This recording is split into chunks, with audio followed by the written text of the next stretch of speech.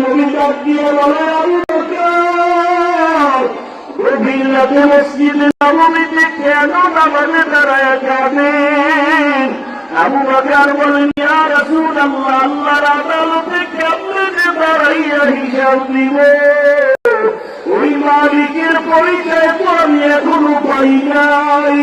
আমার মালিকের পরিচয় দাঁড়িয়ে যদি হাসরের ময়দানে দাঁড়াই, ওই হাসরের ময়দানে জাহান্নামের আগুনের গরম, অন্যদিকে সূর্যের গরম সহ্য করা সম্ভব হবে না।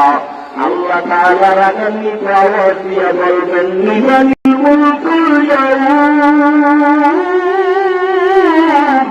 লিল্লাহিল ওয়াহিদিল কাহ্হার।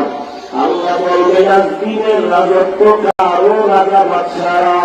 ও অহংকারীরা, আমি ওলামারা পায়ে ধরে ধরে বুঝায় নামাজ পড়ো, পর্দা করো, হালাল খাও।